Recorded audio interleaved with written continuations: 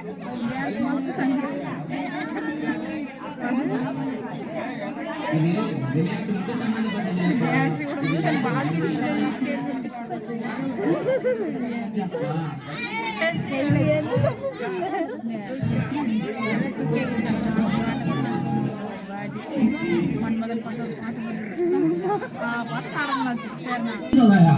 காலத்து சோதனையை பாத்தியா? எங்க காலத்துல எல்லாம் கரண்டே இல்லாத பொழுது போக்கணும். என்னத்த சொல்றீங்க? கரண்டே இல்லாம பொழுது போக்குறீங்களா? அது கூட பரவாயில்ல. மொபைல் போன் இல்லாம எப்படி தாத்தா?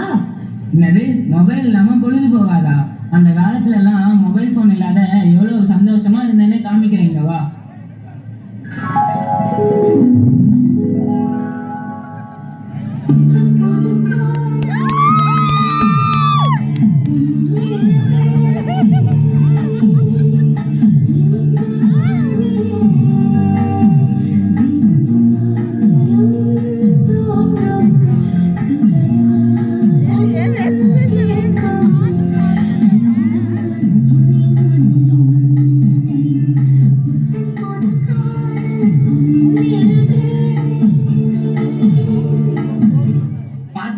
அந்த காலத்துல நாங்க எவ்வளவு சந்தோஷமா இருந்தோம்னு.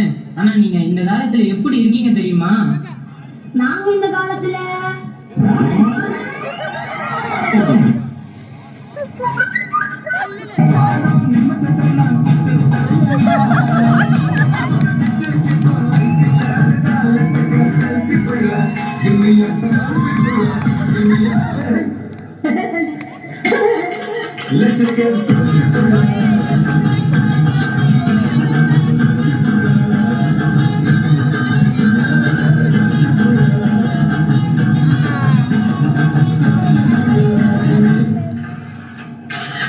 பாத்தியா நீங்க இந்த காலத்துல என்ன பண்ணிட்டு இருக்கீங்க பாத்தியா?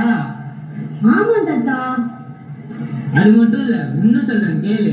அந்த காலத்துல விடுமுறை நாட்கள்ல நாங்க எல்லாம் ஒன்னா உட்காந்து சேர்ந்து சந்தோஷமா சாப்பிடுவோம். நாங்களும் தான் ஒன்னா உட்காந்து சாப்பிடுறோம்.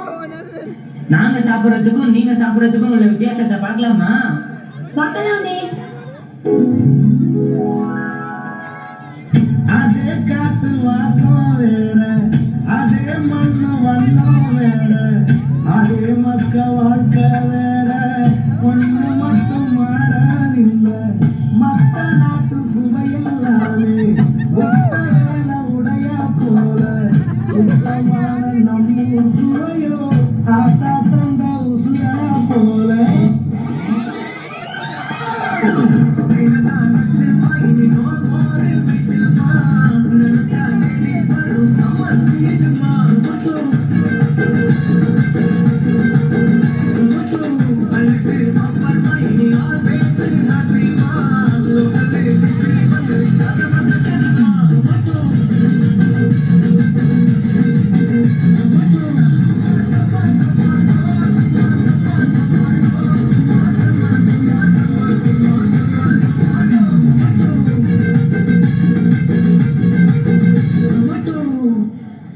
விஷயத்துலதான் இப்படி இருக்கீங்கன்னு பார்த்தா நீங்க விளையாட்ட எப்படி சாமி விளையாடுறீங்க?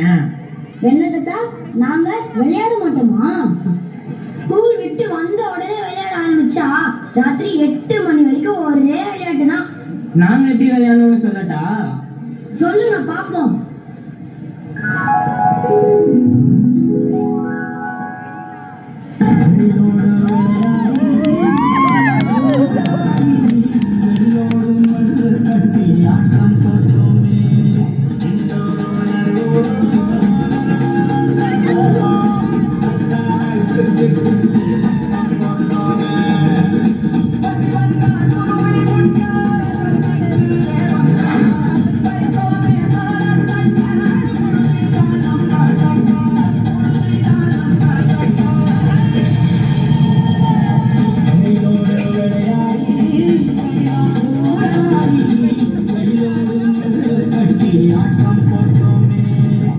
இது எப்படிப்பா இருக்கு தாத்தா? உங்க விளையாட்டை பார்க்க எனக்கும் ஆசையா தான் இருக்குது. ஆனா நாங்க எப்படி விளையாடுறோம்னு சொல்றேன்.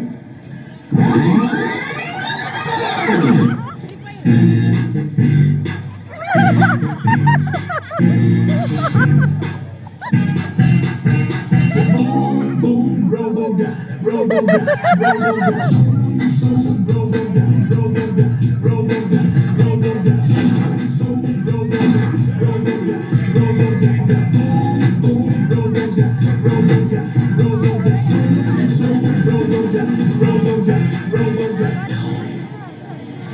மொபைல் ஃபோன்லாம் இல்லாம அப்ப நாங்க விளையாடின விளையாட்டுக்கும் இப்ப நீங்க விளையாடிட்டு இருக்க விளையாட்டுக்கும் உள்ள வித்தியாசம் புரியுதாப்பா? தாத்தா எனக்கும் ஆசையா தான் இருக்கு வெளியே போய் ஃப்ரெண்ட்ஸ் கூட ஜாலியா விளையாடணும்னு. ஆனா அம்மா நான் ஸ்கூல் விட்டு வந்த உடனே கையில ஸ்நாக்ஸை கொடுத்து கூடவே போனையும் கொடுத்து வீட்லயே உட்கார வச்சிடுறாங்க. அதையும் மீறி நான் வெளியே போனா கீழே விழுந்துடுவேன், அங்க போயிடுவேன், இங்க போயிடுவேன், எதையாவது சொல்லி என்னை பயமுறுத்தி கதவை லாக் பண்ணிடுறாங்க. இது விளையாட்டு மட்டும் சம்பந்தப்பட்டது இல்லப்பா, இதுல நிறைய ஆரோக்கியமான விஷயமும் இருக்கு. நீங்க வெளில போய் விளையாடும் போதுதான் உங்க உடம்பு ஆரோக்கியமா இருக்கும். இந்த போன் வந்ததுல இருந்து உடல் ஆரோக்கியம் மட்டுமா போச்சு, ஒரு மனிதனுக்கு உண்டான மனிதாபிமானமே இல்லாத அளவுக்கு கொண்டு போய் விட்டு இருக்கு இந்த போனு. மனிதாபிமானமே இல்லைன்னு எதை வச்சு தாத்தா சொல்றீங்க? இதோ பாரு மனிதாபிமானத்தை.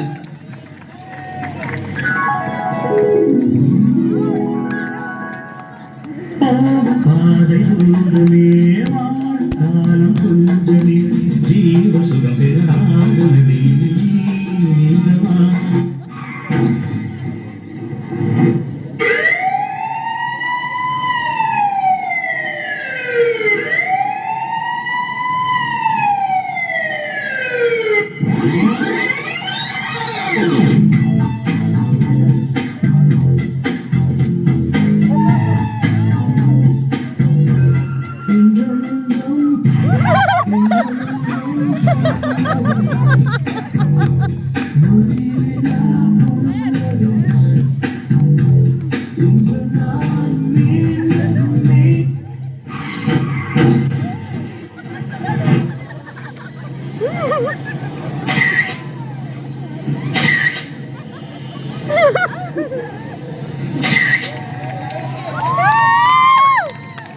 ஆமா தாத்தா, கொஞ்சம் கூட இறக்கமே இல்லாம செல்ஃபி எடுத்துட்டு இருக்காங்க தாத்தா.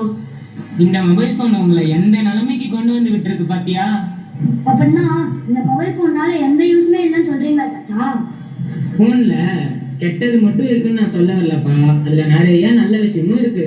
அதை நம்ம எப்படி பயன்படுத்துறோங்கிறது தான் ரொம்ப முக்கியம். நீ ஒரு 5 நிமிஷம் உட்காந்து யோசிச்சு பாரு, போன் மூலியமா நம்ம நிறைய நல்ல விஷயங்களை படிச்சு தெரிஞ்சுக்கலாம். உனக்கே நல்லா தெரியும், 2 வருஷத்துக்கு முன்னாடி கொரோனாவால பள்ளிக்கூடமே போன்ல தான் நடந்துச்சு. அதுதான் நல்ல விஷயம். மொபைல் போனுன்றது ஒரு அரிய கண்டுபிடிப்பு. அதை நம்ம அறிவை வளர்த்துக்கிறதுக்கு மட்டும்தான் பயன்படுத்தணும். அதை விட்டுட்டு வாட்ஸ்அப்பு, ட்விட்டரு, ஃபேஸ்புக்கு, இன்ஸ்டாகிராம்னு சோசியல் மீடியாக்குள்ள போய் நம்ம நேரத்தை வீணடிக்க கூடாது. அது மட்டும் இல்லாம பப்ஜி, ஃப்ரீ ஃபயர்னு மொபைல் போன்லயே கேம் விளையாடி பொழுது கழிக்க கூடாது. எங்க நேரத்தை வீணடிக்கிற இந்த போனை இனிமே நான் அனாவசியமா யூஸ் பண்ண மாட்டேன் தாத்தா. என்ன ஃப்ரெண்ட்ஸ், எங்க தாத்தா சொன்னதை கேட்டு நான் மாறிட்டேன், நீங்களே எப்போ மாற போறீங்க? ஓகே தம்பி, நல்லா